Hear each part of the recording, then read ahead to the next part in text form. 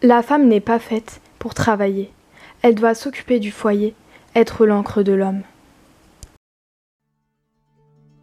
Cette pensée n'est pas partagée par une seule personne, mais par de trop nombreuses personnes dans ce monde.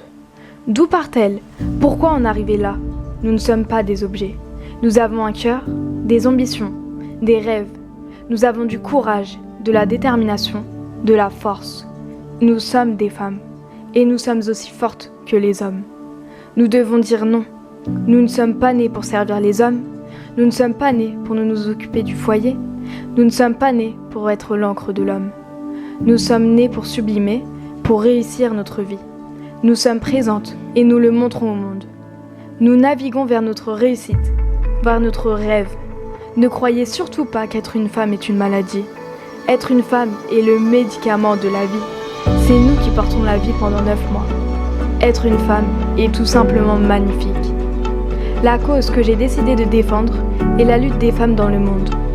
Le sexisme est né déjà depuis longtemps et à l'heure actuelle, même si notre société s'est améliorée, les différences entre les hommes et les femmes sont toujours présentes.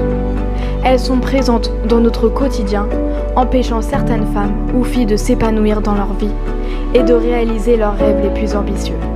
Nous devons tous casser ces codes, éliminer les préjugés, les stéréotypes qui existent à l'heure actuelle sur nous, les femmes. Le genre d'une personne ne détermine pas la personne qui se cache en elle. Mais malheureusement, de nombreuses personnes dans ce monde ne veulent pas l'admettre.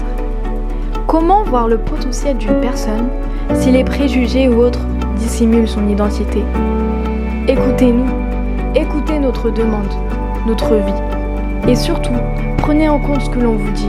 La parole des femmes est étouffée, moins prise en compte que celle des hommes. Pourquoi? La société, la mentalité de certaines personnes doit changer. Nous devons montrer aux prochaines générations que le genre d'une personne ne doit avoir aucun impact, afin de vivre sans ces barrières qui gênent non pas une, mais toutes les femmes. Rêve utopique, enfantin pour certains. Moi je dis que cela doit surtout être une banalité. Plus globalement encore, tout le monde doit être contre le sexisme. Normalement, il n'y a même pas besoin de le crier, car ces valeurs-là doivent être ancrées dans nos principes. Déjà, pour commencer, qu'est-ce que le féminisme?